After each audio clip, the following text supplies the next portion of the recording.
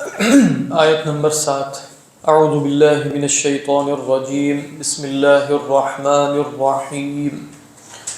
زعم الذین کفروا ان لن یبعثوا قل بلی وربی لتبعثن ثم لتنبؤن بما عملتم وذلك على الله يسير فآمنوا بالله ورسوله والنور الذي أنزلنا والله بما تعملون خبير يوم يجمعكم ليوم الجمع ذلك يوم التغابن ومن يؤمن بالله ويعمل صالحا يكفر عنه سيئاته ويدخله جنات تجري من تحتها الأنهار خالدين فيها أبدا ذلك الفوز العظيم رب اشرح لي صدري ويسر لي امري واحلل عقدة من لساني يفقهوا قولي اللهم الهمنا رشدنا واعذنا من شرور انفسنا اللهم انفعنا بما علمتنا وعلمنا ما ينفعنا وزدنا علما اللهم صل على سيدنا محمد وعلى آل سيدنا محمد وبارك وسلم آمین یا رب العالمین۔ زعم الذین کفروا، کل زعمہ پر گفتگو ہو گئی کہ زعمہ سے مراد ہے ادعائے علم، تو دعویٰ ہے، اس لیے بعض روایات میں سلف سے یہ بھی مروی ہے کہ بئس مطیۃ الرجل زعموا، بہت ہی برا تکیہ کلام ہے آدمی کا کہ وہ یہ کہتا رہے ہر وقت زعموا زعموا، جیسے ہوتا ہے نا بھائی فلاں کا خیال یہ ہے اور فلاں کا خیال یہ ہے اور فلاں یہ کہتا ہے۔ مراد ہے تجزیہ، مراد ہے اس سے تجزیہ، کیونکہ تجزیہ ان دی اینڈ کیا ہوتا ہے؟ زعموا زعموا زعموا، تو بئس مطیۃ الرجل زعموا۔ تو زعم الذین کفروا ان لن یبعثوا، کافروں کا زعم یہ ہے کہ وہ اٹھائے نہیں جائیں گے۔ قل بلا، بلا بتایا پہلے بھی ذکر ہوا ہے کہ یہ بلا حرف جواب ہے اصلا، تو کبھی یہ استفہام انکاری کے جواب میں آئے تو جیسے اس میں وہ ہوتا ہے نا اثبات ہوتا ہے، جیسے آپ کہیں الیس اللہ باحکم الحاکمین تو کیا کہتے ہیں؟ بلا۔ تو الیسا میں جو نفی ہوتی ہے بلا اس کی نفی پر کھڑا ہوتا ہے، یعنی جب آپ سوال کریں گے الیس اللہ تو نفی کیا اس میں؟ لیس اللہ باحکم الحاکمین والعیاذ باللہ، تو بلا کے اندر کیا ہوگی؟ نفی۔ تو بلا کے کلام میں ما قبل کی نفی ہوتی ہے اور ما بعد کا اثبات ہوتا ہے۔ یاد دیکھیں فَقَالُوا لَن يَدْخُلَ الْجَنَّةَ إِلَّا مَنْ كَانَ هُودًا أَوْ نَصَارَىٰ تِلْكَ أَمَانِيُّهُمْ قُلْ هَاتُوا بُرْهَانَكُمْ إِن كُنتُمْ صَادِقِينَ بَلَىٰ مَنْ أَسْلَمَ وَجْهَهُ لِلَّهِ، تو بلا سے کیا مراد ہے؟ لَيْسَ كَمَا زَعَمْتُمْ، یعنی اگر بلا کا آپ نے ترجمہ کرنا ہے تو اس کا ترجمہ ہے لَيْسَ كَمَا زَعَمْتُمْ، ایسا نہیں ہے جیسا کہ تم نے سوچا، ایسا نہیں ہے کہ جیسے تمہارا دعویٰ علم تھا۔ اچھا پھر اس کے بعد حقیقت کیا ہے؟ قُلْ بَلَىٰ وَرَبِّي، کہہ دیجئے کیوں نہیں، کیوں نہیں یعنی تمہارا دعویٰ غلط ہے، وَرَبِّی اور میرے رب کی قسم، واو قسمیہ، لَتُبْعَثُنَّ اور لام جو ہے وہ جواب قسم کا ہے، ضرور بالضرور تم اٹھائے جاؤ گے، ثُمَّ لَتُنَبَّؤُنَّ اور ضرور بالضرور تمہیں خبر دے دی جائے گی، نبأ ينبئ، تو انبأ ينبئ بھی آتا ہے، نبأ ينبئ بھی، تو باب تفعیل میں دو چیزیں ہو سکتی ہیں، ایک تو یہ کثرت مراد ہوگی، یعنی یہ نہیں کہ بس تم نے کیا عمل کیا، بلکہ جو بھی عمل کیا وہ ان ڈیٹیل بتایا جائے گا نا۔ فَمَن يَعْمَلْ مِثْقَالَ ذَرَّةٍ خَيْرًا يَرَهُ وَمَن يَعْمَلْ مِثْقَالَ ذَرَّةٍ شَرًّا يَرَهُ وَوَجَدُوا مَا عَمِلُوا حَاضِرًا وَقَالُوا مَا لِهَذَا الْكِتَابِ لَا يُغَادِرُ صَغِيرَةً وَلَا كَبِيرَةً إِلَّا أَحْصَاهَا، تو یہ مفہوم کہاں سے معلوم ہوا؟ تنبؤن، یہ بھی کہا جا سکتا ہے ثم لتنبؤن، یہ نہیں کہا بلکہ کیا کہا؟ ثم لتنبؤن، تو اس کے اندر تکسیر بھی ہے اور تکرار بھی ہے۔ کیا بتایا جائے گا تمہیں؟ ثم لتنبؤن بما عملتم، ما مصدریہ یعنی بعملکم، یا ما موصولہ ای بالذی عملتم، یعنی جو تم نے کیا وہ تمہیں بتا دیا جائے گا یا تمہارا عمل تمہیں بتا دیا جائے گا۔ اور ویسے ہی بہت مشکل کام ہے، اب دیکھیں لتنبؤن بما عملتم میں اگر ہر جزوی تفصیل کے ساتھ بتایا جانا مراد ہے تو بہت ہی بظاہر مشکل ہے. لہذا آگے آیت جو ختم ہو رہی ہے وہ تنبؤن کے اندر جو مشکل مفہوم ہے اس کو آسان کیا جا رہا ہے. اگر نا محض خبر دے دینا تو ہم بھی دے دیتے ہیں بھئی آپ نے ماضی کی 50 سالہ زندگی میں یہ کام کیے تو 10 کام بتا دیں گے, تو وہ تو اتنا مشکل نہیں. لیکن جب چونکہ لتنبؤن میں تفصیل مراد تھی لہذا فرمایا وذلک علی اللہ یسیر, یہ بات اللہ پر آسان ہے. کیا بات؟ ذالکہ کا اشارہ دو چیزوں کی طرف ہو سکتا ہے, یا تبعثن یا لتنبؤن, یا دونوں کی طرف مجموعے کے اعتبار سے کہ تمہیں دوبارہ اٹھانا اور تمہیں ہر بات کی خبر دے دینا اللہ پر بہت آسان ہے. بات لہذا آپ کیا کرو, یعنی یہ حقائق سننے کے بعد حقائق دیکھیں, یہ جو فا ہے نا یہ فا ترتب کا ہے, اور یہ کہاں سے بات شروع ہو رہی ہے؟ یسبح للہ سے, اور اس میں اللہ کی صفات تھی هو الذی خلقکم فمنکم کافر اور خلق السماوات والارض یعلم ما وغیرہ وغیرہ, اور آخر میں کیا بات ختم ہوئی لتبعثن. تو یہ سب حقائق سننے کے بعد تمہارا طرز عمل کیا ہونا چاہیے؟ فا کا مطلب یہ ہے فآمنوا, بس ایمان لے آؤ. فآمنوا باللہ ورسولہ, تو بس اللہ اور اس کے رسول پر ایمان لے آؤ. اور کس پر؟ والنور الذی انزلنا, اور اس نور پر. تو یہاں علماء نے کہا جیسے تعین کے ساتھ بات ہو گئی کہ نور سے مراد قرآن مجید, کیونکہ جب کہہ دیا اللہ و رسولہ اور ساتھ انزال بھی بتا دیا والنور الذی انزلنا, مراد ہے قرآن مجید یا شریعت یا جو بھی لے, لیکن زیادہ کبھی بات کیا قرآن مجید کے ناموں میں سے یعنی صفاتی ناموں میں سے ایک نام کیا؟ النور. وہ کتاب مبین ہے, وہ روشن کر دینے والی کتاب ہے. شریعت میں کتاب و سنت دونوں آ جائے گی. لیکن یہاں ویسے النور سے مراد نہ اصلا جب آپ نے آمنوا باللہ ورسولہ کہہ دیا تو اب رسول نے جو بات کہنی ہے وہ تو حجت ہو ہی گئی. لیکن خاص طور پہ جو رسول کے ساتھ النور اترا ہے نا, اور یہ جو صورتیں ہم آگے پڑھنے جا رہے ہیں ان کی خصوصیت یہ ہے, اس سے اگلی صورت میں بھی سورۃ طلاق میں بھی آپ دیکھیں گے اور سورۃ تغابن میں بھی کہ قرآن مجید اور رسول کو جیسے نا, جیسے اس میں بھی شاید آگے آئے گا, اس میں آئے گا کہ اگلی صورت میں, جیسے یہاں اشارہ ہے اس سے اگلی صورت میں کیا آئے گا کہ قد انزل اللہ الیکم ذکرا. اب وہاں کیا بتایا؟ اللہ نے تمہارے اوپر ذکر اتارا ہے. وہ ذکر کیا ہے؟ اس کا بدل کے طور پہ کیا ہے؟ رسولا, یعنی ذکرن رسولا. تو یہاں جیسے رسول جب الگ سے آ گیا اور اس کو بدل نہیں بنایا, تو یہاں قرآن مجید ہے, اگرچہ قرآن مجید گویا رسول سے الگ نہیں ہو سکتا. قد انزل اللہ الیکم ذکرن, اور ذکر کیا ہے؟ بدل کیا ہے اس کا؟ رسولا یتلو علیکم آیات اللہ. یعنی یہ دو چیزیں مل کر ذکر بنتی ہیں, رسول اور رسول کی تلاوت آیات.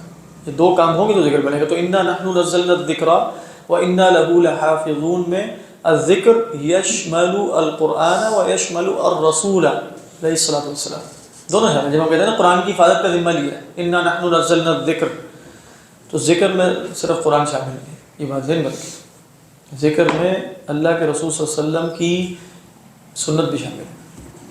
اس کی حفاظت اور سطح پر ہوئی ہے, قرآن کی حفاظت اور سطح پر ہوئی ہے. واللہ اعلم. ذکر میں تو جیسے سارا جو لغت اور نحو صرف وہ بھی آ جائے گا ذکر کو پڑھنے کے لیے. ہاں, وہ آپ یوں کہیں گے کہ یعنی ذکر میں فی نفسی ہی جو چیز ہے نا, یعنی جو اصل ہے ہمارے دین میں وہ قرآن ہے, اور دوسرے نمبر پہ رسول اللہ صلی اللہ علیہ وسلم کی احادیث, یعنی قرآن اور سنت, یہی دو چیزیں. یہ ہیں علوم, آپ کیا کہتے ہیں ان کو؟ عالیہ. یعنی علوم عالیہ سے مراد یہ ہے کہ یہ وہ علم ہیں جو اپنی ذات میں مقصود ہے. اچھا, ان علوم کو حاصل کرنے کے لیے جو وسیلے کے علم ہیں وہ یقیناً بالوسیلہ مقصود ہوتے ہیں. یعنی آپ یہ نہیں کہیں گے کہ ذکرن میں علم نحو شامل ہے, ذکرن میں تو قرآن اور سنت ہی شامل ہے. لیکن قرآن اور سنت کیسے سمجھیں؟ تو آپ کہیں گے علم نحو بھی ہے, لغت بھی ہے, بلاغت بھی ہے, فقہ, اصول فقہ ہے, علم الکلام ہے. یہ سب کے سب جو ہیں وہ اندی ہیں. ویسے علم الکلام والوں کا دعوت تو کچھ اور ہے, لیکن یہ جو اس سے ما قبل کی چیزیں یہ سب کی سب آلاتی علم ہے, علوم عالیہ ہے, انسٹرومنٹل ہے. لیکن آپ ترتیب کے ساتھ شامل کر سکتے ہیں. لیکن مقصود دین میں کیا ہے؟ یعنی ان دی اینڈ تو قرآن اور حدیث ہی ہے, اس میں تو کوئی شک نہیں. یعنی آپ علم نحو اس لیے پڑھیں گے کہ آپ قرآن و حدیث سمجھیں, اصول فقہ اس لیے کہ نص آپ کے سامنے ہے, اس کو سمجھنے کے اصول جو عربیت سے مستنبت ہیں وہ کیا ہے؟ وہ اصول فقہ ہے. تو ان دی اینڈ تو مقصود اصلاً قرآن اور حدیث ہی ہے. جب ہم کہہ رہے ہوتے ہیں وہ تو ایک خاص نہج پر کہتے ہیں کہ وہ قرآن و حدیث صرف کچھ نہیں ہے، وہ اور ایک مسئلہ ہے، لیکن اصل تو قرآن و حدیث ہی ہے۔ ہندی اینڈ آپ دیکھیں گے کہ بھئی آپ کو اپنی بات کو مستدل کرنے کے لیے اور اس کی صحت ثابت کرنے کے لیے ان دی اینڈ قرآن و حدیث تک ہی پہنچنا ہے، لیکن صحیح اصول استدلال کے ذریعے، تبھی آپ کی بات جو ہے وہ مستحکم ہوگی، جو بھی آپ نے بات کہی۔ اللہ اعلم۔ یہ اس طرح سے بات کرنا ٹھیک ہے، ویسے آیت میں کہ جو ہے کہ اللہ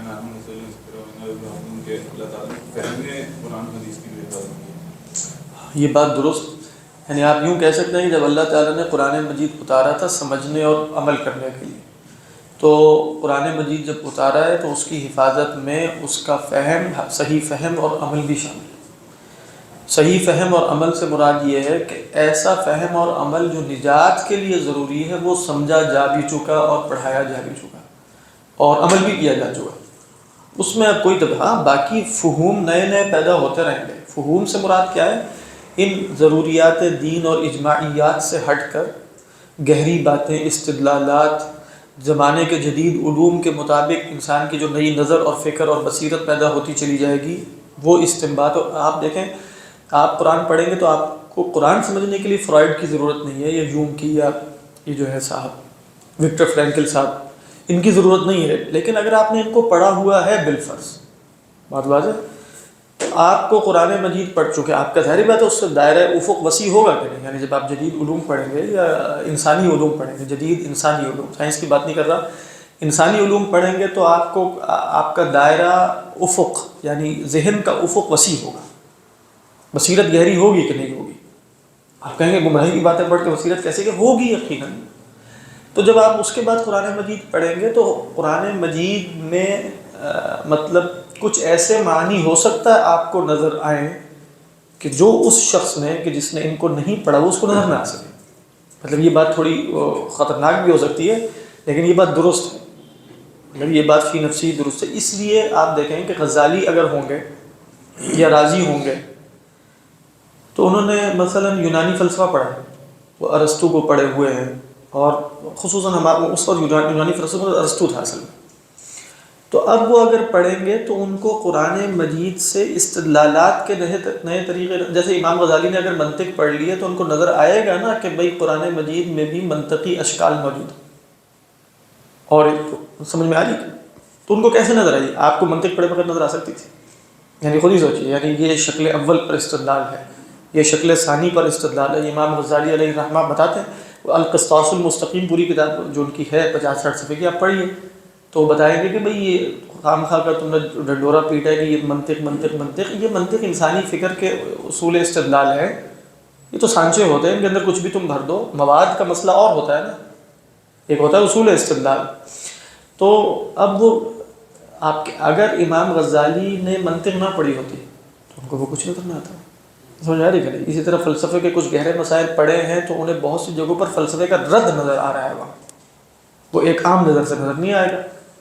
تو اگر ہو سکتا ہے آپ کو انسانی نفس کے کچھ عمیق اور دقیق مسائل نظر آئیں، اگر آپ نے نفسیات کی دنیا کو کھنگالا ہوا بالفرض، تو یہ ذہن میں رکھیے کہ اس سے فرق پڑتا ہے۔ لیکن نجات کا ترتب ان میں سے کسی نہ یہی بات ہے، نجات کا ترتب ان میں سے کسی شے پہ نہیں ہے۔ اس لحاظ سے یہ قول ایسا لگتا ہے جیسے کوئی اگر اس طرح کہے گا تو کہے گا کہ قرآن کو فلسفے کی ضرورت نہیں۔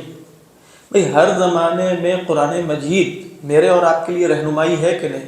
کیا ہر زمانے میں انسانی فہم ایک ہی جگہ ہوتا ہے؟ میں ترقی یا زوال کی بات نہیں کر رہا، انسانی فہم ایک جیسا نہیں ہوتا۔ ترقی ہے یا زوال یہ ایک الگ مسئلہ ہے کہ اس وقت ہم انسانی فہم کے اعتبار سے ترقی پر ہیں، لیکن انسانی فہم تو بدلتا ہے۔ تو انسانی فہم بدلے گا تو آپ مطلب اپ ٹو ڈیٹ ہونے کے لیے آپ کو اس زمانے کے کچھ بنیادی اجمالی جو افکار اور نظریات ہیں ان سے واقف ہونا ضروری ہے، اجمالی سطح پر۔ تفصیلی بہت خطرناک ہے، اجمالی سطح۔ سر یہ ایک کچھ حضرات تھے ام القریٰ یونیورسٹی، وہاں پڑھتے تھے وہ سارے کے سارے، تو وہ ان سے بات چیت ہوئی، یہ 2015 کی بات ہے، تو وہ اسی نقطے پر بہت بات چیت ہوتی رہی۔ تو وہ ان کو یہ بات سمجھ، وہ کہہ رہے تھے کہ بھئی آپ نے کہاں سے سمجھ لی، مطلب ان کے خیال میں اس سے آپ قرآن کو محتاج بنا دیتے ہیں۔ قرآن کسی شے کا محتاج نہیں ہے بھائی، میں قرآن کو سمجھنے کے لیے کیا علم نحو کا محتاج ہوں؟ ظاہری بات ہے ہوں. تو آپ یہ کہیں گے کہ قرآن علم نحو کا محتاج ہے؟ یہ تو نہیں ہم کہہ رہے. میرا فہم کچھ چیزوں، میں علم بلاغت کا محتاج ہوں بلاغی مسائل کو سمجھنے کے لیے کہ نہیں ہوں. قرآن تو علم بلاغت کا محتاج نہیں. لیکن کوئی بات سمجھ میں نہیں آ رہی تھی. کافی 2-3 گھنٹے رات کو بیٹھ کے بات چیت ہوتی رہی، لیکن بات پلے اتنی نہ مجھے پڑی نہ عربی زبان میں ہوتی رہی یہ ساری بات چیت. سر اسی میں اصل میں کل پرسوں اس بارے میں سوچ رہا تھا تو وہ حدیث مجھے یاد آئی تھی. آپ سے فرمایا تمہارے جو جاہلیت میں جو بہتر تھے تو وہ اس میں بہتر. اب جاہلیت میں جو لوگ علوم والے تھے، جو لکھنا پڑھنا جانتے تھے، اذا فقہوا، لیکن آپ نے شرط لگائی. بالکل صحیح کہہ رہے ہیں. فرق ہے، انسانی فہوم میں اختلاف ہوتا ہے. بعض اوقات جو ٹریڈیشنل علوم والے ہوتے ہیں نا وہ اس سے نا بہت زیادہ ڈرتے ہیں. جدید وہی میں بتا رہا ہوں نا، وہ بہت زیادہ، میں نے ابھی جو آپ کو جن سے مذاکرے کے بارے میں بتایا وہ یہی مسئلہ تھا. لیکن کچھ نہ کچھ تو اس میں وہ بھی ہے نا، خطرہ بہت ہے. خطرہ اس لیے بات یہ ہے کہ یہ پھیلانے کی بات بھی نہیں ہے، مطلب یہ بھی نہیں ہے. لیکن جو مثلا اپنے خیال میں دین کی دعوت پوری دنیا میں پھیلانے کے لیے انہوں نے ایک ذمہ داری لے لی ہے اور وغیرہ، ان کے لیے تو کم از کم کچھ ضروری ہے کہ وہ کچھ نہ کچھ معرفت تو رکھتے ہیں. کچھ متخصصین ہوتے ہاں متخصصین ہی. اصل میں دیکھو ہر زمانے میں ہوتا یہ ہے کہ کچھ زمانے ایسے ہوتے ہیں کہ جس میں جیسے جو علمی مسائل ہیں نا وہ علمی حلقوں میں ہوتے ہیں. کچھ زمانے ایسے ہوتے ہیں جس میں وہ افکار اور مسائل اب علمی کسی بند کمرے میں بند نہیں ہوتے، وہ ہر دوسرے شخص کے اوپر اثر انداز ہو رہا ہے. اور خصوصاً ہمارا زمانہ تو اوپن ہے، بالکل کھلا ہوا ہے. اس لحاظ سے جیسے اگر انسان بالکل آنکھیں بند کر لے تو وہ بھی ٹھیک نہیں. پھر ہوتا یہ ہے کہ دیکھیں امام غزالی کے سامنے کوئی آ کر بیٹھے گا اگر فلسفی، تو امام غزالی کے سامنے وہ چھوٹا لگے گا نا. بس ایسا ہونا چاہیے. ہر زمانے میں کوئی ایسا بندہ ہونا چاہیے کہ نہیں جس کے سامنے کوئی بھی آ کر بیٹھے تو وہ چھوٹا ہی لگے، یعنی وہ یہ نہ لگے کہ یہ اس پر سر چڑھ کے اس کے اوپر سوار ہو گیا. نہیں، وہ اس کے سامنے چھوٹا ہو. یہ ہر زمانے میں علم کفایہ کیا کہتے ہیں، فرض کفایہ ہے کہ نہیں؟ یقیناً فرض کفایہ ہر زمانے میں. نور کا لفظ یہاں جو استعمال ہوا ہے، کس کا لفظ؟ نور. جی نور. اس میں کیا حکمت ہے؟ اصل میں دیکھیں اس کی حکمت انشاءاللہ اگر آپ کبھی موقع دیں، آپ کہیں گے ہم نے تو موقع دیا. مشکات الانوار جو رسالہ ہے امام غزالی علیہ الرحمہ کا، وہ اگر پڑھیں، اور وہ بہت فلسفیانہ ہے اور وہ پڑھنے کے قابل ہے کیونکہ اس کے اندر بہت گہرائی ہے، تو اس میں وہ پورا موضوع ہی نور کے اوپر ہے. یعنی اصل میں اللہ نور السماوات والارض کی آیت کی تفسیر.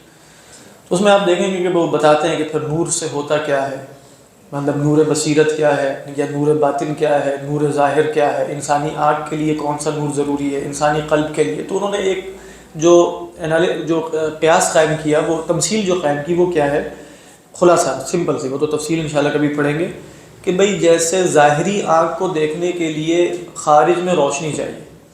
آنکھ کے اندر بینائی موجود ہے لیکن کیا خارج کی روشنی کے بغیر وہ دیکھ سکتی؟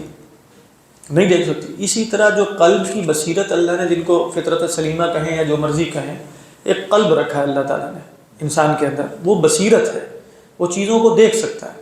لیکن اس کو دیکھنے کے لیے بھی ایک صورت درکار ہے، جس طرح ظاہری آنکھ کو درکار ہے. تو وہ صورت اصلاً رسول اللہ صلی اللہ علیہ وسلم کی ذات مبارکہ ہے یا قرآن مجید. تو قرآن اس معنی میں کیا ہے؟ نور. اگر قرآن کا نور حاصل نہیں ہوگا تو بصیرت اندھی رہے گی. تو وہ پھر انہوں نے جیسے بتایا کہ نور کے درجات کیا ہوتے ہیں وغیرہ وغیرہ. تو ان دی اینڈ یہ کائنات ہی کیوں روشن ہے؟ اللہ نور السماوات والارض کا مفہوم کیا؟ دیکھیں کائنات عدم تھا، عدم تو روشن نہیں ہو سکتا. یعنی وہ شے کہ جس کی بنا پر جو نہیں تھا وہ ہو گیا، وہ اصل میں خدا کی ذات ہے. ایسے ہی ہونا. تو اس معنی میں اللہ نور کا مطلب ہے اللہ منور السماوات والارض. اللہ نہ ہوتا تو کچھ نہ ہوتا. یہ سب کچھ کیوں ہے؟ میں ہوں، آپ ہے، میں آپ کو دیکھ رہا ہوں، آپ کا وجود ہے، میرا وجود ہے، فلاں کا ہے، فلاں کا ہے. یہ سب کیوں ہے؟ اس لیے کہ اللہ ہے. اور اللہ اتنا ظاہر و باہر ہے کہ اللہ کے بغیر گویا اس وجود کا کوئی تصور ہی نہیں ہے جو اس وقت وجود کے. لیکن اللہ تعالیٰ کیوں نظر نہیں آتا لوگوں کو؟ اس لیے کہ وہ نور ہے. اب آپ دیکھیں یہاں بیٹھے ہوئے ہم دیکھ رہے ہیں نا ایک دوسرے کو، نور کو تو کوئی نہیں دیکھ رہا. مراد نور کی بنا پر سب کچھ دیکھا جا رہا ہے. لیکن نور کیوں ہمیں معلوم ہے کہ یہاں نور ہے؟ کیوں معلوم ہے؟ نہیں. ہمیں کیسے پتہ چلا کہ نور ہے یہاں؟ نہیں، اس لیے کہ ایک وقت آتا ہے نور نہیں رہتا، ضد سے پہچانا جاتا. تو ہم نے کہا اچھا نور، اگر بالفرض نور ہمیشہ ایک ہی حالت میں رہتا تو نور کو تو کوئی نہ جانتا. سیدھی سی بات ہے. ہم کہتے ہیں سب کچھ نظر آ رہا ہے, کہاں ہے نور؟ کون سا نور؟ بات ہے. تو خدا کا چونکہ انقطاعی کوئی نہیں, خدا کی ضدی کوئی نہیں ہے, خدا نے کائنات کو یوں تھاما ہو, لہٰذا انسان پوچھتا ہے کہ خدا کدھر ہے؟ ادھر خدا. وہ جو اس دن ہم کہہ رہے تھے کہ بھائی جو پیٹ ماں کے پیٹ میں تھے اور بعد میں اس کا حادثہ ہو گیا, اسی طرح کی بات ہے. کدھر ہے خدا؟ تو وہ نور ہے. یہ یعنی قرآن مجید اصلاً کیا نور, اور اللہ ہی کی طرف سے آیا جو اللہ بھی نور ہے. اللہ نور السماوات والارض. اللہ تعالیٰ نے بصر کو بھی روشن کیا ہے, اللہ تعالیٰ نے بصیرت کو بھی روشن کیا ہے, اور اس روشنی کے ذریعے جو کچھ دیکھا جاتا ہے اس کو بھی وجود اللہ نے دیا. یعنی آپ سمجھ رہی ہے کہ نہیں؟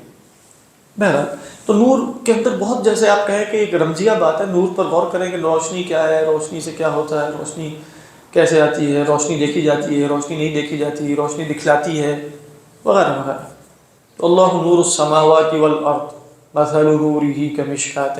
وحدت الوجود کا وہاں اس طرح بیان نہیں ہے, لیکن امام غزالی علیہ الرحمہ کے رسالے مشکات الانوار کی جو تعبیرات ہیں اس میں وحدت الوجود کی گنجائش بھی موجود ہے اس پورے رسالے کو سمجھنے میں. یعنی وحدت الوجود کی ایک خاص سطح پر کہ یہ عدم روشن کیسے ہوا ہے. اصل میں تو ہم عدم ہیں, عدم کیسے روشن ہوا.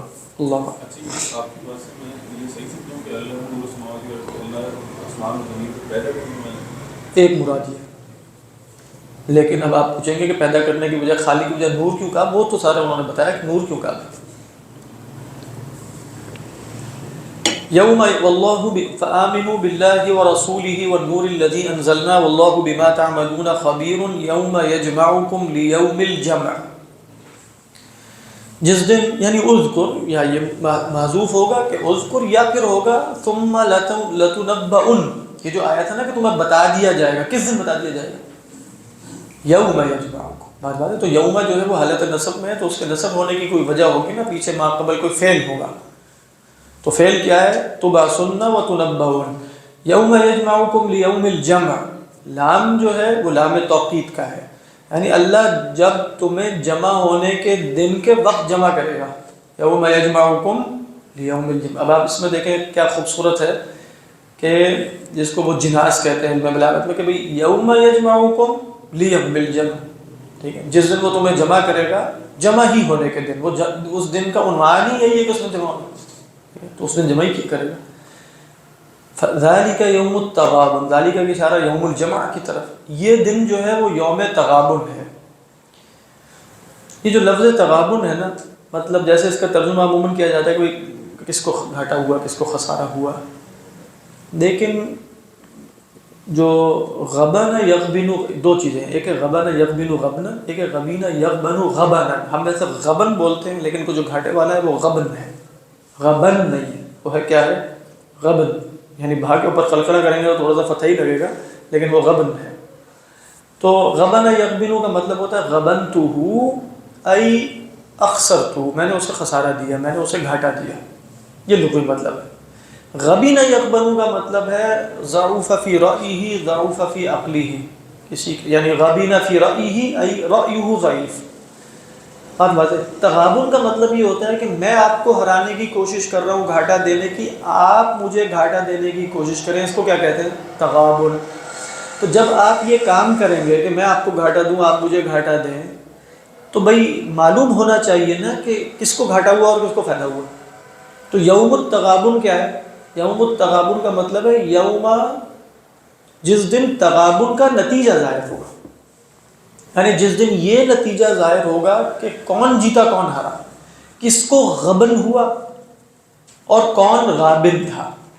یعنی کون مغبون تھا, مغبون کون ہوا جس کو گھاٹا ہوا, اور کون غابن تھا, کون جیت گیا. اس لیے یہ میں نے تفصیل اس لیے بیان کی کہ آپ عبداللہ بن عباس کی رائے پڑھیں گے کہ تغابن سے مراد ہے کہ جس دن اہل جنت اہل نار کے مکانات جو جنت میں تھے ان کے وارث بن جائیں گے.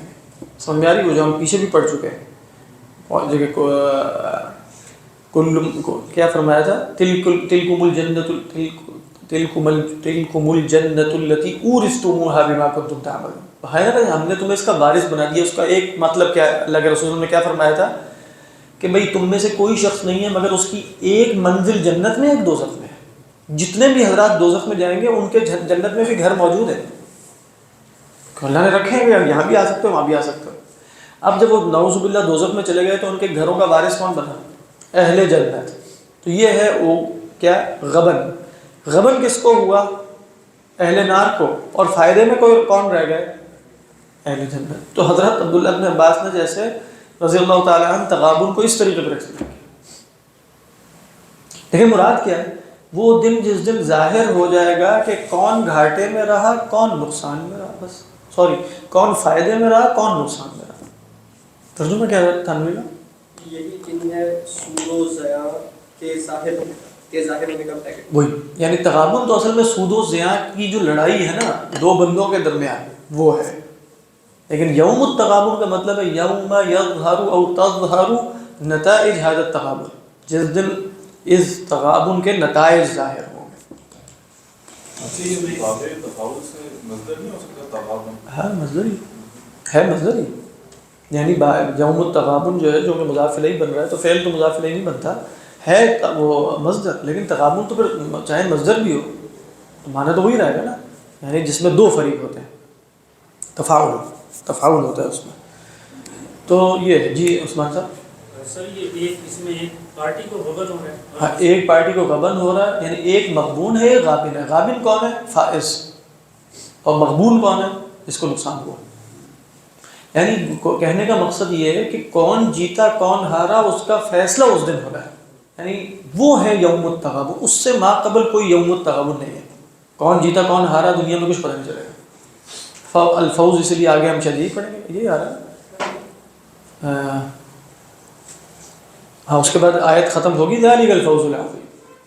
تو یہ مراد ہے کہ تغابن وہ دن ہے، کیونکہ عموماً جیسے علماء نے کہا کہ یہاں تغابن کا لفظ عربوں کے ہاں مستعمل تھا تجارت کے حوالے سے. تو تجارت کے حوالے سے مستعمل ہے تو گویا لفظ وہی استعمال کیا یوم التغابن. تو کہا کہ بھئی تم لوگ یہ کہتے ہو کہ سال کے آخر میں تم اپنا آڈٹ کرتے ہو یا یہ کرتے ہو تو پتہ چل جاتا ہے کتنے گھاٹے میں رہے کتنا. تو وہ جیسے یوم التغابن ہوتا ہے جس کو آج کل جو بھی کہیں عربی میں کہتے ہیں جرد. یعنی جرد الشریکات کا مطلب ہے کہ آپ ان دی اینڈ سال کے آخر میں جو بھی آڈٹ کریں گے جس میں سب وہ جو لائبلٹیز اور جو دوسری ہیں سب ہو کے آپ کے سامنے آ جائیں گی، وہ کیا ہے؟ وہ تغابن ہے اصل. یعنی تغابن عرب اس معنی میں استعمال کرتے تھے. تو اللہ نے وہی لفظ استعمال کیا اور تجارت کا لفظ بھی استعمال کیا. تو کہا تجارت بھی تم کرو گے جیسے پچھلی صورتوں میں ہم دیکھ چکے، اور تغابن کا بھی ایک دن ہوگا، لیکن وہ دن یہ ہے ذالک یوم التغابن. تو انہی کی اصطلاحات کو استعمال کیا ہے، وہ اصطلاحات جو دنیا میں تجارتی معاملات میں استعمال ہوتے تھے. اینول رپورٹ کہہ دیں یا اینول جو بھی آپ کہیں. غبینہ سے مراد کیا ہے؟ غبینہ کا مطلب ہوتا ہے کسی بھی شے میں ذوف ہونا، لیکن عموماً کہا جاتا ہے غبینہ رأیہ یا غبینہ فی رأیہ. اس کا مطلب ہوتا ہے وہ اپنی رائے میں ہلکا ہے. اس کے اندر بھی مغبون ہونے کا مفہوم ہے، جیسے یعنی دوسرے کی رائے اس پر فوقیت رکھتی ہے. اس کا کوئی اونٹ سے تعلق ہے؟ اس کا غابن اونٹنی اس کا وہ تو گھابن ہے اردو ہندی میں میرا خیال. یعنی وہ گاف دو چشمی ہا اور گھابن. تو گھابن حامل کو کہتے ہیں، حامل اونٹنی کو. وہ جو ہے نا وہ جو ہے وَإِذَا الْعِشَارُ عُطِّلَتْ. تو وَإِذَا الْعِشَارُ عُطِّلَتْ کا ترجمہ ہوتا ہے کہ جب 10 ماہ کی گھابن اونٹنیاں شتر بے مہار کی طرح چھوڑ دی جائیں گی. عُطِّلَتْ. اللہ. تو بہرحال یہ بڑا اہم لفظ ہے ذالک یوم التغابن. تو دنیا میں ہار جیت تو ہوتی رہتی ہے، اس میں انسان یہ جان لے بس کہ یہ یوم تغابن نہیں ہے. یوم تغابن تو بعد میں ہے. وَمَن يُؤْمِن بِاللَّهِ. وہ بتا دیا کہ یوم تغابن ہے تو اس دن جیسے اب آپ کے ذہن میں بھی آئے گا کہ اچھا یوم تغابن ہے، نتیجہ ظاہر ہو گیا تو کون جیتا؟ وہ آگے بتا دیا وَمَن يُؤْمِن بِاللَّهِ وَيَعْمَلْ صَالِحًا يُكَفِّرْ عَنْهُ سَيِّئَاتِهِ. جو ایمان لائے گا اللہ پر اور نیک کام کرے گا. اللہ جواب امر کیا، جواب شرط کیا ہے؟ يُكَفِّرْ عَنْهُ سَيِّئَاتِهِ وَيُدْخِلْهُ جَنَّاتٍ تَجْرِي مِن تَحْتِهَا الْأَنْهَارُ خَالِدِينَ فِيهَا ابداً ذالک الفوز العظیم. فاز یفوز، فوزن کا بھی یہی مطلب ہے، لیکن وہ تغابن کا مطلب نہیں. فازہ کا مطلب ہے فزت، میں کامیاب ہو گیا. کامیاب ہونے سے کیا مراد ہوتا ہے؟ میں مراد تک پہنچ گیا. فزت ورب الکعبہ، جیسے ایک صاحب نے شہید ہوتے ہوئے فرمایا. تو ذالک الفوز العظیم یہ ہے بڑی کامیابی ترجمہ ہے، کوئی اور بھی کرتا ہے کامیابی کا. آپ دیکھ رہے ہیں جو کام کی چیز تھی وہ حاصل ہو گئی. کامیابی یعنی کام حاصل ہو جانا. والذین کفروا وکذبوا بآیاتنا، یہ بالکل اس کی تفصیل ہے یوم التغابن کی. پہلے بتا دیا ذالک الفوز العظیم، اور اس کے بعد والذین کفروا وکذبوا بآیاتنا اولئک اصحاب النار خالدین فیہا وبئس المصیر. ما اصاب من مصیبت الا باذن اللہ. اب دیکھیں یوم التغابن اگر آخرت میں ہے تو گھاٹا بھی وہیں ہوگا. دنیا دار المصائب تو ہے، دار الامتحانات تو ہے، یہاں مسائل تو رہتے ہیں جب تک انسان موجود ہے. تو کیا فرمایا جا رہا ہے؟ ما اصاب من مصیبت، پہلی بات الا باذن اللہ، کوئی پہنچنے والی نہیں پہنچتی. اور عموماً مصیبت جو ہے وہ مصیبت ہی کے لیے استعمال ہوتا ہے، جس کو ہم اردو میں مصیبت کہتے ہیں، لیکن لغوی مطلب کیا ہے اس کا؟ ٹھیک جگہ پہنچنے والی. ما اصاب من مصیبت الا باذن اللہ، مگر اللہ کے حکم سے، مگر اللہ کے اذن سے. اور اس کے بعد فرمایا وَمَن يُؤْمِن بِاللَّهِ يَهْدِ قَلْبَهُ، جو ایمان رکھتا ہے اللہ پر، اللہ اس کے دل کو ہدایت دیتا ہے، اس کے دل کو بصیرت دیتا ہے، اس کے دل کو تسلی دیتا ہے، اس کے دل کو سکون دیتا ہے. آپ یہاں سلف کی تفاسیر پڑھیں تو ان سب کا ایک ہی معنی، مختلف الفاظ ہیں. معنی کیا ہے؟ اس کو معلوم ہے کہ یہ مصیبت اللہ کی طرف سے آئی ہے، بات واضح، اور دنیا دار المصائب ہے اور دنیا دار التغابن نہیں ہے. یعنی انڈین یہ اصل گھاٹے اور اس کی جگہ نہیں ہے. دنیا میں بھیجا وہ امتحان کے لیے گیا ہے، اور اللہ کی طرف سے جو آئے گا ما احلا. شامیوں کے ہاں جو ہے وہ اپنی سلینگ میں وہ کہتے ہیں الی من اللہ ما احلا، جو اللہ کی طرف سے آیا وہ ما احلا، وہ کتنا ہی اچھا ہے. تو یہ ہے یہدی قلبہ، ما اصاب من مصیبت الا باذن اللہ ومن یؤمن باللہ یہدی قلبہ. اس کو یہ ایتھیسٹ حضرات کہتے ہیں نا کہ بھئی ایمان تم نے ایک کنسولنگ اور سوزنگ کے لیے رکھا ہوا ہے. وہ ہے اس کے اندر، اس میں کیا شک ہے؟ اس کے اندر وہ انسان کو کنسول کرتا ہے، وہ انسان کے لیے اطمینان کا باعث ہے، اس کی پریشانی دور ہوتی ہے، اس کو اطمینان ملتا ہے. قُل لَن يُصِيبَنَا إِلَّا مَا كَتَبَ اللَّهُ لَنَا هُوَ مَوْلَانَا وَعَلَى اللَّهِ فَلْيَتَوَكَّلِ. اچھی بات ہے، لیکن یہ منطقی مغالطہ کیا ہے اس میں؟ منطقی مغالطہ یہ ہے کہ جو انسان کو کنسول کرتا ہے وہ انسان کی اختراع ہوتی ہے. وہی بات، جب آپ کبھی بھی دلیل میں دیکھیں گے تو اگر دلیل چھوٹی ہے مدلول بڑا تو آپ کہیں گے کیسی دلیل؟ یعنی جو انسان کو کنسول کرتی ہے شے وہ انسان کی اختراع ہوتی ہے. کیا یہ بات اپنے عموم کے اعتبار سے درست ہوگی؟ نہیں سمجھ میں. یعنی آپ اس کے نتیجے میں آپ یہ جو شے انسان کو لذت دیتی ہے وہ انسان کی اختراع ہے. کیا مطلب؟ یہ بھی یہی کہنا چاہیے، کیونکہ انسان لذت چاہتا ہے تو جو شے بھی لذت دے گی وہ انسان کی اختراع ہے. تو یہ بات درست ہے اپنے عموم کے اعتبار سے، درست نہیں ہے تو پھر یہ بات بھی اپنے عموم کے اعتبار سے درست نہیں ہے. تو یہ دلیل کیسے بنے گی خدا کے عدم وجود؟ نہیں، بات واضح ہے. ہو رہی ہے کہ نہیں؟ ہم تو کہیں خدا کا وجود تو ہے ہی ہے، لیکن خدا کے وجود کے بڑے فوائد ہیں. ان میں سے ایک فائدہ یہ ہے کہ جو خدا کو نہیں مانے گا اسے خدا کے بغیر ہی رہنا پڑے گا. یہ جملہ بہت خوبصورت ہے. جو خدا کو نہیں مانے گا اسے دنیا میں رہنا پڑے گا جہاں خدا نہیں ہے. یہ مراد ہے وَمَن يُؤْمِن بِاللَّهِ يَهْدِ قَلْبَهُ. جو اللہ پر ایمان نہیں رکھے گا وہ اللہ کے ایمان کے بغیر ہی جیے گا. تو وہ تو اسی دنیا میں جیے گا جہاں سب کچھ ایک جنگل کا ماحول ہے، جنگل کی حکمرانی ہے، اور سب چیزیں رینڈملی ہو رہی ہیں، کوئی اس میں حکمت نہیں ہے، کوئی مقصد نہیں ہے، بالکل چانس کے نتیجے میں دنیا وجود میں آئی ہے. کسی بھی وقت انسان دنیا سے رخصت ہو سکتا ہے، کوئی پہلے سے مطلب سمجھ میں دیں گے. تو خدا کے بغیر دنیا میں جینا آسان ہے؟ خود ہی سوچیے. ہم یہ نہیں کہہ رہے کہ خدا کے بغیر دنیا میں جینا مشکل ہے اس لیے خدا ہونا چاہیے. خدا تو ہے، لیکن اب خدا ہے اگر نہیں مانو گے تو خدا کے بغیر ہی جینا پڑے گا. تو خدا کے بغیر اگر جینا پڑے گا تو جو صفت نہیں ہوگی وہ کیا ہے؟ یہدی قلبہ. یعنی وَمَن يُؤْمِن بِاللَّهِ يَهْدِ قَلْبَهُ. تو اس کا مطلب ہوگا وَمَن لَمْ يُؤْمِن بِاللَّهِ لَمْ يَهْدِ قَلْبَهُ. بات جو اللہ پر ایمان نہیں رکھے گا اس کے دل کو ہدایت نہیں ملے گی. یہاں دل کی ہدایت دیکھیں ایک الگ لفظ ہے. یہ نہیں کہا وَمَن يُؤْمِن بِاللَّهِ يَهْدِهِ، بلکہ وَمَن يُؤْمِن بِاللَّهِ يَهْدِ قَلْبَهُ. یہاں اصلا جو میں نے بتایا نا سلف کی، وہ یہ نہیں کہہ رہے کہ اس کو جو اللہ پر ایمان رکھے گا اس کو اللہ ہدایت دے گا. نہیں، ہدایت ہی اللہ پر ایمان ہے. یہاں اس ہدایت کی بات نہیں ہو رہی جو ایمان باللہ اور ایمان بالرسول اور ایمان بالآخرہ سے ہم مراد لیتے ہیں، وہ تو اسے حاصل ہے. یہاں مراد وہ ہدایت ہے جس کے نتیجے میں دل کو ایک سکون اور تسلی آ جائے، وہ ہدایت، یعنی دل ایک خاص اسٹیٹ میں چلا جائے، وہ مراد. سر اس میں آپ نے مفہوم مخالف کیا. جی مفہوم مخالف. پچھلے دن جو آپ نے فرمایا تھا وہ یہ تھا تفسیر میں لے سکتے ہیں، فقہ میں لے سکتے ہیں. ہاں، میں نے کہا تھا احکام شرعیہ کے استنباط میں نہیں لے سکتے، یعنی صرف احکام شرعیہ. ویسے مفہوم مخالف تو حجت ہوتا ہے. یعنی عام جیسے میں کہوں گا یہ میں آپ کو پیسے دیتا ہوں، بھائی زید کو دے دینا. آپ لفظ تو زید میں نے بولا ہے تو اسم، بات بات ہے. تو آپ کہتے ہیں کہ زید کو دے دینا تو اس کا مفہوم مخالف ہے کہ غیر زید کو نہ دینا، لیکن مفہوم مخالف تو حجت نہیں ہے. چلو 10 روپے اس نے کہا ہے کہ دے دینا تو میں 5 زید کو دیتا ہوں 5 بکر. بالکل غلط ہے، کس قسم کی بات کر رہے ہو؟ میں نے زید کو دینے کا کہا. یہ سمجھ میں آ رہی ہے کہ نہیں؟ عام محاورے میں بھی، عام کلام میں بھی مفہوم مخالف حجت ہے. اصل مسئلہ یہ ہوتا ہے کہ مفہوم مخالف سے حکم شرعی عملی کا استنباط ہوگا کہ نہیں، یہ اصل میں محل نزاع ہے. یعنی جو محل نزاع ہے یہ ہے. باقی یہاں تو حکم مخالف اور دوسری جگہوں سے بھی ثابت ہے نا، یعنی اندی ہے.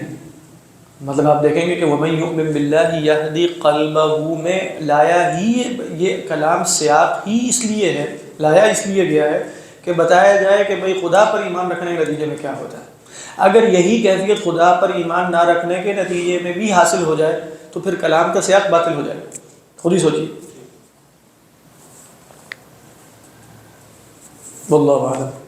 لیکن مشکل بات ہے، لیکن یعنی انسان پر تکلیف پریشانی کا اثر ہوتا ہے. لیکن یہ بات درست ہے کہ ایمان باللہ اسے تسلی تو دیتا ہے جتنی بھی دے، یعنی وہ چاہے. لیکن یہ ذہن میں رکھیے کہ تسلی یعنی یہ یہدی قلبہ جو ایمان باللہ کے نتیجے میں ہوتی ہے وہ تو کہیں اور سے حاصل نہیں ہو سکتی. لیکن ایک سپرفیشل قسم کی ظاہری تسلیاں حاصل کرنے کے ذرائع اور بھی.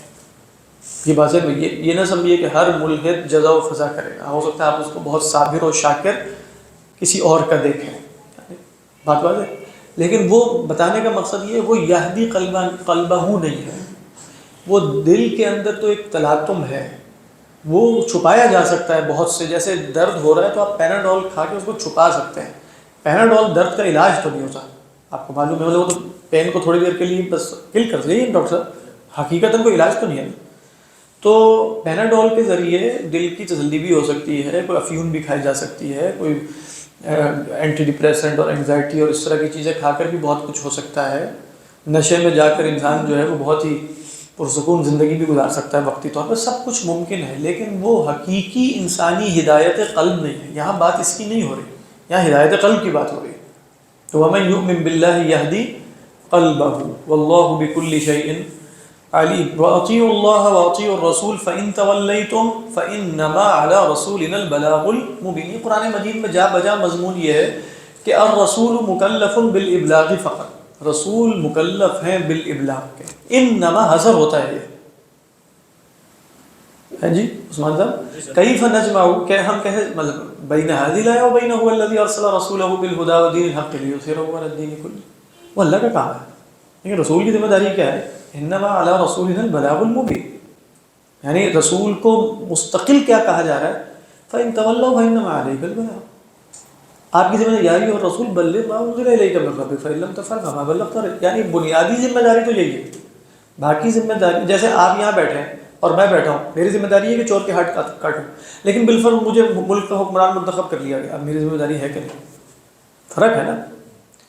تو ایک ہوتی ہے بنیادی ذمہ داری جو ظروف اور احوال سے بدلتی نہیں. نبی کی بنیادی ذمہ داری اگر تلاش کرنی ہے تو وہ ظروف اور احوال سے قطع نظر ہو کے تلاش کی جائے گی کہ ابھی آپ مدینہ میں حکمران کی حیثیت سے ہیں یا نہیں ہیں، یا آپ ہجرت کر کے آپ کو انصار ملے ہیں یا نہیں ملے. قطع نظر اس کے جو ذمہ داری آپ رسول کی متعین کریں گے وہ رسول کا مقصد بعثت ہوگا، نہ کہ وہ مقاصد بعثت جو ظروف اور احوال کے اعتبار سے خدا کی طرف سے احکامات کے طور پہ. جیسے میرا مقصد بعثت ہاتھ کاٹنا نہیں ہے، لیکن یعنی یا مجھے حکم بھی نہیں ہے کہ میں ہاتھ کاٹوں، لیکن اگر مجھے حکمران بنا دیا گیا تو اب میں مکلف ہوں کہ لوگوں کے ہاتھ کاٹوں، مطلب چوروں کے. ٹھیک ہے، مکلف بن جاؤں گا. اب آپ یہ نہیں کہیں گے کہ بھئی تمہارا اصل مقصد یہ تھا. نہیں، اصل مقصد یہ نہیں تھا. میری ایک ذمہ داری ایک عارضی احوال کے تحت ایک ذمہ داری مجھے حاصل ہو گئی تو میں مکلف ہو گیا. رسول کو کوئی ذمہ داری دے کر نہیں بھیجا جا رہا پہلے دن سے، سوائے اس کے کہ اس نے کیا کرنا ہے؟ دعوت دینی ہے، ابلاغ کرنا ہے، تبلیغ کرنی ہے. اب اس کے نتیجے میں لوگ آ کے ان کو ہجرت کے لیے بلا لیتے ہیں. اب آپ اگر حکمران بن جائیں گے تو آپ کی ذمہ داری کیا ہے کہ آپ حدود شریعہ سب کچھ کا نفاذ بھی ہوگا. آپ کو قوت حاصل ہو گئی ہے تو کفار کے خلاف جہاد بھی ہوگا. لیکن یہ سب چیزیں ظروف اور احوال بدلنے کے نتیجے میں ہے نا. ان ظروف و احوال کے نتیجے میں پیدا ہونے والے احکام کے تحت کیا آپ پورے رسول کو ایکسپلین کر دیں گے؟ یعنی رسول ہوتا ہی اس لیے کہ وہ قوت حاصل کرے. فرق ہو گیا نا. ہاں، تو اصل میں یہ بڑا اس سے بہت اشکالات پیدا ہوتے ہیں. پھر رسول کی دعوت کو دیکھنے کا پورا ایک منہج ہی بدل جاتا ہے۔ یہاں آپ دیکھیں فَإِن تَوَلَّيْتُمْ فَإِنَّمَا، تو کوئی حرج کی بات تو نہیں ہے، فَإِنَّمَا عَلَىٰ رَسُولِنَا الْبَلَاغُ الْمُبِينُ، لیکن کامل اطاعت بھی تبھی اللہ کی توحید تبھی ہوگی نا، بالکل اس میں تو کوئی شک نہیں ہے، کیونکہ جیسے آپ کے سامنے ہے۔ ہاں بالکل بالکل، وہ دیکھیں نا اس میں تو ہم نے کہا تھا وہ محل نزاعی نہیں ہے، یعنی اگر بالفرض مسلمان موجود ہیں تو کیا ان کی ذمہ داری نہیں ہے کہ حدود شریعہ کا نفاذ ہو؟ یہ محل نزاع یہ ہے ہی نہیں، اصل میں تو سوچنا ہے کہ محل نزاع کیا ہے۔ محل نزاع پھر وہی ہے کہ جس میں دین کے کچھ بنیادی مقاصد پہلے سے طے کر کے اس کے تحت دین کو ایکسپلین کیا گیا، اصل محل نزاع یہ۔ اتنا کوئی کہہ سکتا ہے، صہیب صاحب سے پوچھتے ہیں کہ بھی وہ کہہ سکتے ہیں کہ بھئی خلافت، وہ تو جد و جہد کر رہے ہیں خلافت لانے کے لیے، پوچھیں ان سے۔ ہاں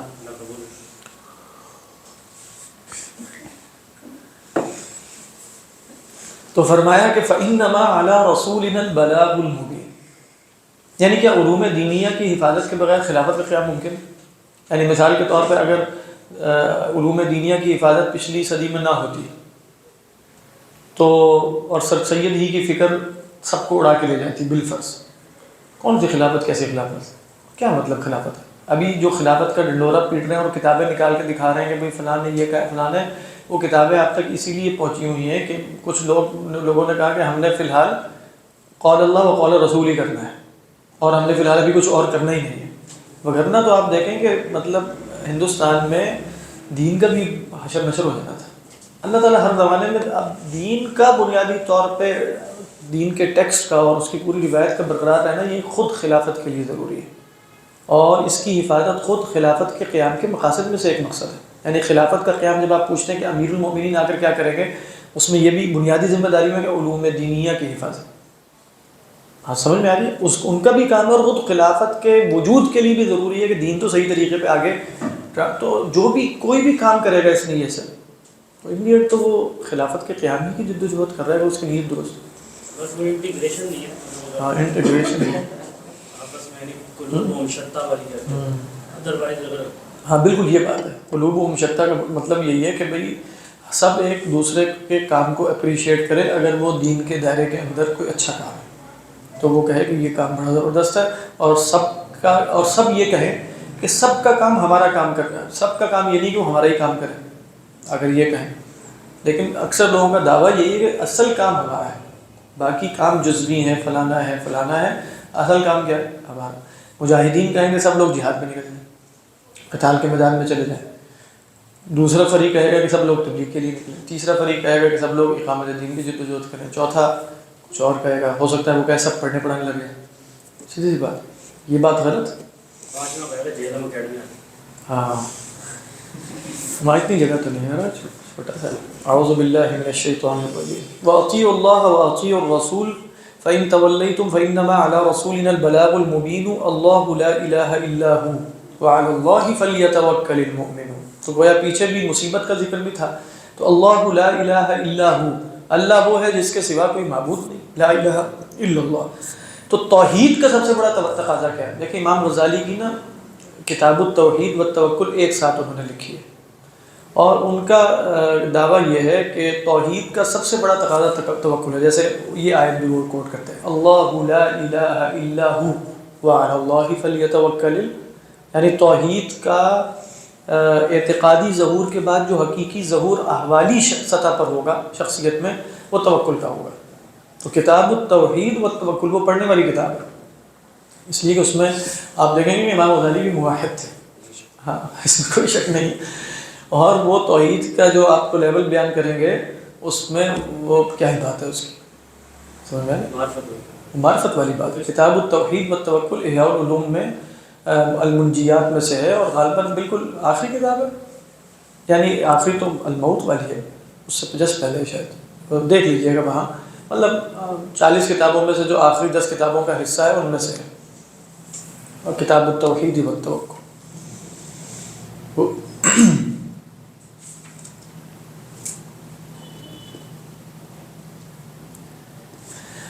یا ایھا الذین آمنوا ان من ازواجکم واولادکم عدوا لکم فاحذروہم۔ دیکھیے یہ وہ آیت ہے جس کا شان نزول میں نے بتایا تھا، سیدنا عبداللہ ابن عباس سے مروی ہے کہ کچھ لوگ ایسے تھے اہل ایمان میں سے کہ جنہوں نے جب ہجرت کرنا چاہی، تو جیسے ہر انسان کے ساتھ ہوتا ہے، تو ان کے گھر والوں نے کہا کہ ہمیں کہاں چھوڑ کے جا رہے ہو، یہ وہ فلاں ڈھمکانا.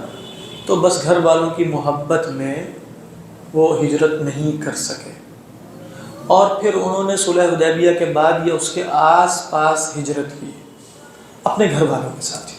یعنی جب گھر والے بھی راضی ہو گئے یا مسلمان ہو گئے، ایسے لوگ جب مدینہ پہنچے تو سیدنا عبداللہ ابن عباس فرماتے ہیں کہ انہوں نے دیکھا کہ اللہ کے رسول اللہ کی صحبت میں بیٹھے ہیں 7 سال سے، تو کسی نے قرآن کی اتنی آیات صورت حفظ کی ہوئی ہے، مطلب جیسے دینی مقامات میں بہت آگے نکل گئے ہیں. اور دیکھا کہ ہم تو بس گھر بار میں مبتلا ہو کے ان کی وجہ سے، تو ان کو شدید غصہ ان پر آیا، اپنے اوپر آنا چاہیے تھا لیکن گھر والوں پر یعنی.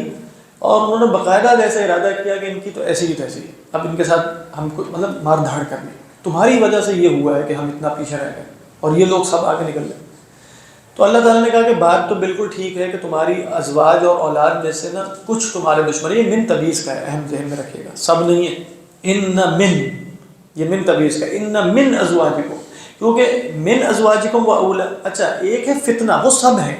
انما اموالکم و اولاد میں یہ نہیں کہا جاتا کہ ان من اموالکم و اولادکم فتنۃ، وہاں تو سب ہے کیونکہ فتنہ تو سب ہی ہوتے ہیں، فتنہ آزمائش ہے. وجعلنا بعضکم لبعض فتنۃ اتصبرون. لیکن دشمن سب لوگ ہیں، فرق ہے نا دونوں میں، یہ نہیں کہا جائے کہ سب دشمن ہیں، کچھ معین بھی ہوں گے، یعنی گھر والے مددگار ہوں گے دین پر چلنے میں، بیویاں بھی ایسی ہوں گی جو مددگار ہوں گی.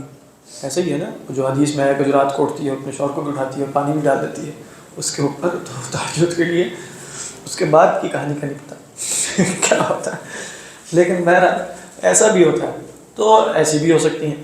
تو اس لیے اللہ تعالیٰ نے عموم نہیں، جہاں عموم ہے وہاں عموم ہے، لہٰذا جہاں عموم ہے وہاں ذہن میں رکھیے کہ فتنہ اپنے نیگیٹو میننگز میں نہیں ہے. اولاد فتنہ ہے کوئی شک نہیں، بیویاں فتنہ ہے کوئی شک نہیں، لیکن یہاں فتنہ کوئی نیگیٹو کونوٹیشن نہیں دے رہا، بلکہ فتنہ سے مراد آزمائش ہے. تو مرد بھی فتنہ ہے عورت کے لیے کہ نہیں ہے، مطلب مرد بھی عورت کے لیے فتنہ ہے. اسی لیے آپ وہ اس آیت کی تفسیر پڑھیں وجعلنا بعضکم، تو وہاں سب کو فتنہ بتایا، یہاں تک کہ کہا الانبیاء والعیاذ باللہ، لیکن وہاں ایسا بھی ہے فتنۃ لقومہم واقوامہم فتنۃ لہم، وہ ان کے لیے آزمائش ہے، وہ ان کے لیے آزمائش ہے. غنی فقیر کے لیے، فقیر غنی کے لیے، عورت مرد کے لیے، مرد عورت کے لیے، بیوی شوہر کے لیے، وہ فتنہ ہے. تو فتنہ عموم ہے، دنیا بھی فتنہ بات بازی، لیکن عدو سب نہیں ہے. تو آپ دیکھیں ان من ازواجکم و اولادکم عدو لکم، تمہاری بیویوں اور اولاد میں سے کچھ تمہارے دشمن بھی ہیں.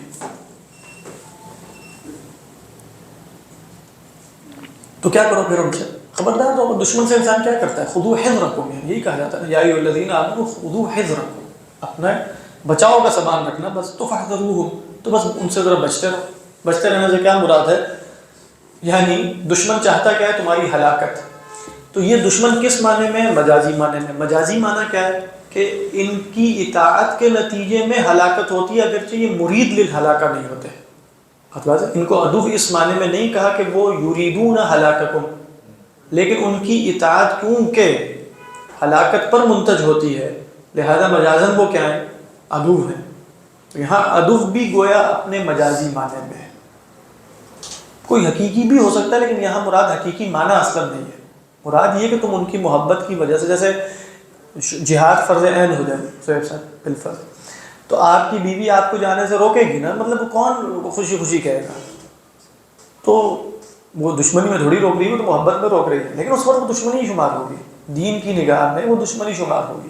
کیوں؟ اس لیے کہ جہاد کیا ہو چکا ہے؟ فرض عین ہو چکا ہے. اس میں ڈیپینڈ بھی کرتا ہے، وہ کہیں کہ ہاں جاؤ. ہاں بالکل. یہ اب یہ اس کے دو احتمالات ہیں، اللہ کی محبت میں کہے گی کہ جاؤ، یا پھر للتخلص.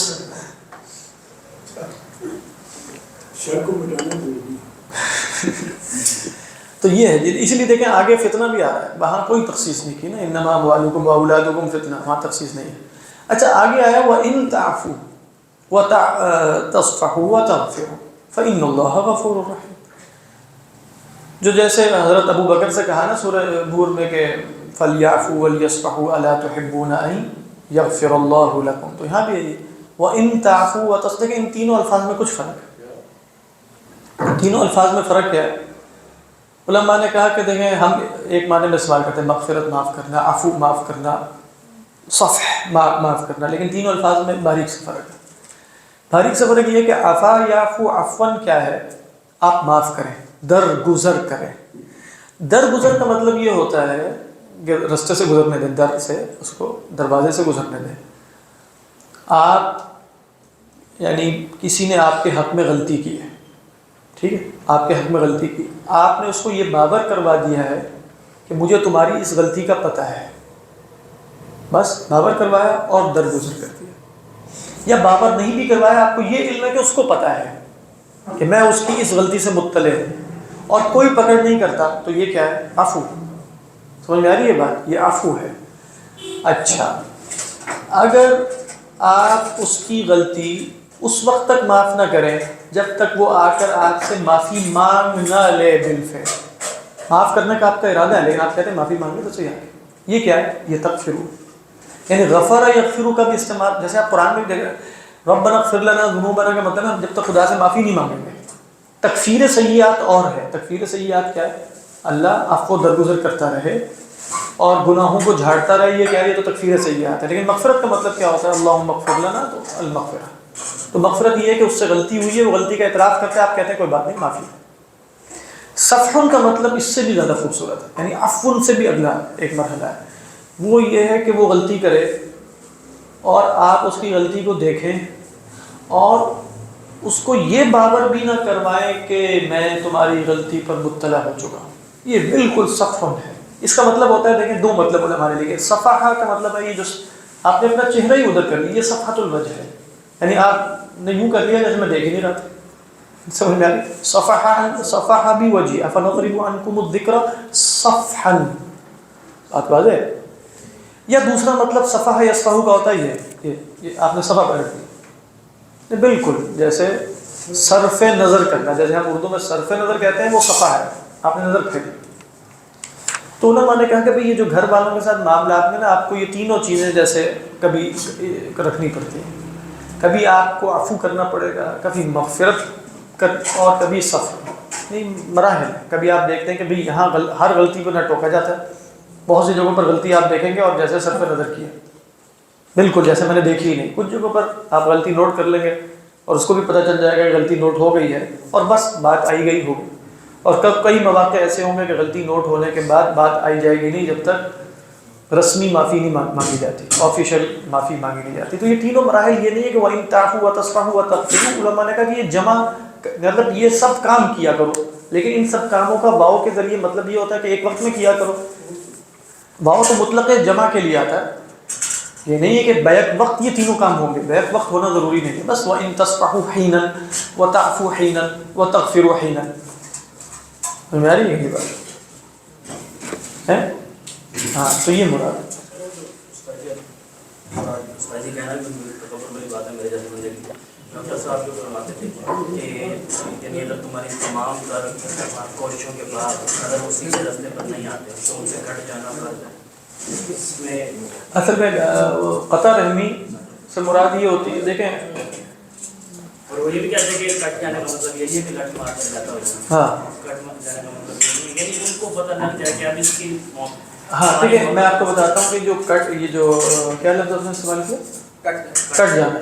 کٹ جانا جو ہے نا یہ ان مسائل میں سے ہے کہ جو مطلب پرسن ٹو پرسن بھی، زمان اور زمان کے اعتبار سے بھی، وقت کے جگہ ہر یہ چیزیں ویری کر سکتی ہیں. یعنی آپ نے اس آدمی سے قطع تعلقی کرنی ہے، کیا اس کا وقت آ چکا ہے یا نہیں. یہ آپ جیسے پرانی کتابیں امام احمد بن حنبل کی پڑھ لیں گے یا ان کے شاگرد کی، تو وہ آپ سے کہیں گے جو بدعتی نظر آئے تو اس کو سلام بھی نہیں کرنا اور ادھر سے گزر رہا منہ گڑ گئی. یہ احکامات جو ہے نا وہ ہر زمانے میں لاگو نہیں ہوتے، یہ بات ذہن میں رکھے گا. یہ اسی زمانے میں کسی مستند محقق آدمی سے پوچھنا چاہیے کہ بھئی یہ صورتحال گھر والوں سے قطع تعلقی کی آ چکی ہے کہ نہیں ہے. تو چونکہ زمان مکان بدلنے کی وجہ سے کئی دفعہ ملاطفت زیادہ کرنی پڑتی ہے، ملائنت زیادہ کرنی پڑتی ہے، نرمی زیادہ اختیار کرنی پڑتی ہے وغیرہ وغیرہ. تو یہ کوئی نا یونیورسل احکام نہیں ہے کہ ادھر اس سے یہ کام ہوا اور ادھر کیا ہو گیا، قطع تعلقی ہو گئی. اس میں یہ دیکھنا ہے کہ کون سا وے افیکٹو ہوگا. اب مثال کے طور پہ آپ کہتے ہیں کہ بھئی وہ کوئی شخص نافرمانی کر رہا ہے آپ کے گھر والوں میں سے فرائض میں، اور وہ فرائض متفق علیہ ہیں وغیرہ وغیرہ، پھر ایک اور طرز عمل ہوگا. ایک یہ ہے کہ وہ آپ کی نافرمانی کر رہا ہے ایسے فرض میں جو آپ کی اجتہادی رائے میں فرض ہے، دوسرے کی اجتہادی رائے میں فرض نہیں. اب وہاں وہ طرز عمل تو اختیار ہو ہی نہیں سکتا کہ آپ کہیں کہ نہیں. تو وہ دیکھنا پڑے گا نا کہ وہ منکر جو ہے اس کا سٹیٹس کیا ہے, یہ بھی دیکھنا پڑتا ہے. تو نہیں منکر میں بھی آپ دیکھتے ہو لوگ بتاتے ہیں منکر کے بھی سٹیٹس ہے. سب نماز نہیں پڑھ سکتا, سب کچھ کہہ دیا, سمجھا دیا. ہاں یہ تو بڑی خطرناک بات ہے. اس میں تو واقعی قطع تعلقی بھی ہو سکتی ہے, اور اس کا ایک لیول یہ بھی ہو سکتا ہے کہ آپ جیسے بات چیت بند کر دیں, اور اس طرح ہو سکتا ہے. لیکن یہ وقتی تدبیر ہی ہوگی, اور اس میں یہ بھی دیکھنا پڑے گا کہ یہ تدبیر ان کی نفرت میں مزید اضافہ نہ کر دے یا بدکنے میں یا وغیرہ وغیرہ. میں نہیں کھاؤں گا, لے دے.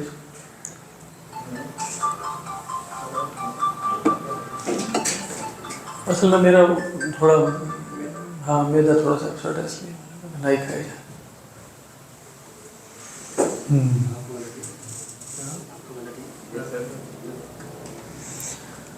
اچھا تو دیکھیے فرمایا وَإِن تَعْفُوا. اچھا اس میں جو بیان کیا جا رہا ہے وہ ہے وَإِن تَعْفُوا وَتَصْفَحُوا وَتَغْفِرُوا فَإِنَّ اللَّهَ غَفُورٌ رَحِيمٌ. تو تم بھی کرو, گھر والوں کی غلطیاں معاف کرتے رہو. تو یہ بڑی اہم بات ہے. یعنی جو مطلب مائکروسکوپک نگاہ لگا کر گھر والوں میں تھوڑی بیٹھے جائے گا, خصوصاً جو گھر والے لوگ, مطلب کہ وہ بیوی ہے یا بچے ہیں تو ان کی مطلب بالکل یوں غلطیاں جو ہیں وہ دیکھی جا رہی ہیں. اکثر جگہوں پر بالکل وہ دوربین لگا کے بیٹھے جس سے دور نظر آتا ہے, قریب نظر آنے والا نہیں. دوربین تو خیر دور کو قریب دکھانے والی ہے, نزدیک بین ہونی چاہیے. الٹا کر دیں تو وہ دور دکھاتی ہے. اس طرح دیکھنا چاہیے. فَإِن تَعْفُوا وَتَصْفَحُوا وَتَغْفِرُوا. کیوں اس طرح دیکھنا چاہیے؟ اپنے نیچے والوں کو معاف کرو گے تو اللہ تعالیٰ تمہیں معاف کرے گا. فَإِنَّ اللَّهَ غَفُورٌ رَحِيمٌ. حضرات وہ میں نے کہا حاشیہ جو ہم نے کل تفصیل پڑھی تھی اس کا حاشیہ آج پڑھنا تھا, وہ لمبا حاشیہ ہے. ٹھیک ہے.